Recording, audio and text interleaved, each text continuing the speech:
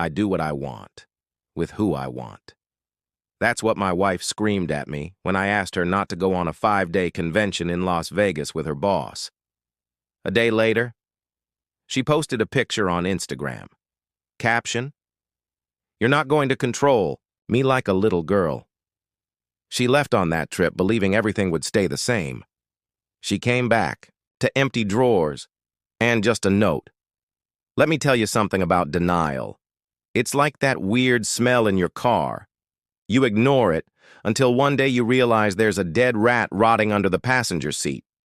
Yeah, that was my marriage, and I was the idiot driving around with the windows up, pretending everything smelled like roses. My name is Marcus Hale. I'm 36 years old, owner of Hale Construction, a company I built with my own hands and more stubbornness than sense. Funny thing, I specialize in fixing broken foundations. But I couldn't see that my own marriage was sitting on quicksand. My ex-wife, Sabrina, 33, worked at a downtown corporate office. When we first met 5 years ago, she was fire. Confident, outspoken, strong-willed. Back then I thought, yeah, this one's different. She's got backbone. What I didn't realize was there's a fine line between having backbone and just being a total pain in the ass. And somewhere around year 2 of our marriage, Sabrina pole vaulted across that line. Now me? I'm the kind of guy who notices things. That's why I'm good at construction. Spot the small cracks before they become expensive disasters. But, apparently in my personal life, I was blind. The cracks started small. We'd go out to dinner with her friends. Picture Sex and the City, but with less charm and a lot more entitlement. Jessica, divorced twice and proud of it. Meredith, who treats her husband like a trained seal. And Ashley, bitterly single, who spends her time convincing wives that husbands are just holding them back. We'd sit at these overpriced restaurants, $20 for bird food on a plate, and God forbid I voice an opinion. Maybe I'd suggest splitting the bill evenly. Or mention that Uber surge pricing was insane and we should just walk a few blocks. That's when Sabrina would give me the look. You know it. That toddler suggests ketchup on ice cream. Look. Her eyes would roll so hard I thought they'd fall out of her skull. "Marcus, we're not living in the 1950s, she'd snap, and her little gaggle of friends. They'd laugh like she'd just delivered the joke of the century.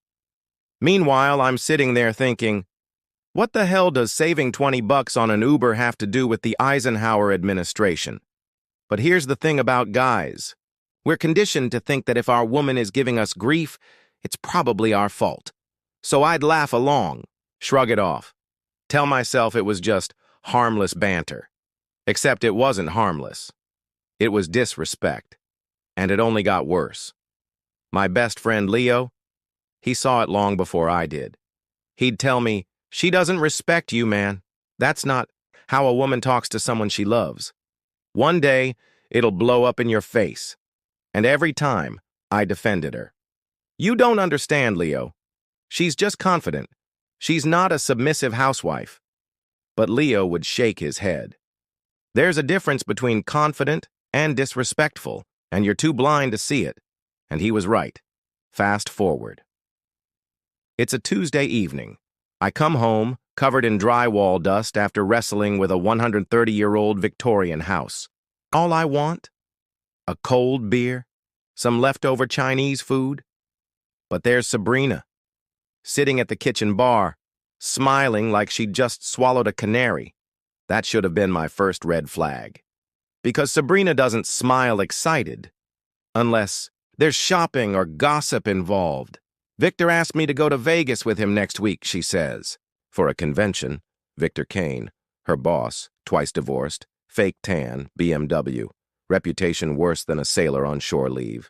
And now he wanted to take my wife alone to Las Vegas. For 5 days, every alarm bell in my head went off at once. Ask the obvious. "So who else from the office is going?" She blinked, annoyed. "What do you mean? I mean, is it a team trip? Is Sarah going?" Mike? Anyone? Long pause. Then, well, no, just me. Victor said he specifically wanted me there because of my expertise. Yeah, her expertise. So I pushed back. Doesn't that seem a little strange? Him taking you alone? And that's when the volcano erupted. Excuse me? Are you questioning my professional capabilities right now? No, Sabrina. I'm just asking, you're just asking what? Whether I deserve this? Whether I'm qualified? You're insecure, Marcus, insecure. And then came the line. The one that set everything in motion. I do what I want, with who I want, when I want. You're not my father, Marcus. She screamed it loud enough for the deaf neighbor 3 houses down to hear. That night she stormed into the guest room, and I lay in bed, staring at the ceiling. For the first time, I wasn't rushing to apologize, wasn't telling myself I was overreacting. Instead, I was thinking about Leo's words, about Victor's reputation, about 5 days in Vegas, and it clicked. This wasn't about insecurity, this was about respect, and mine had just walked out of the room.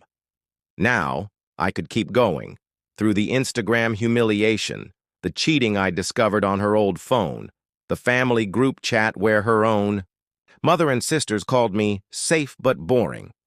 I could tell you about the $14,000 she blew on hotels, clothes, and spa treatments with my money, or the affairs she stacked up like trophies.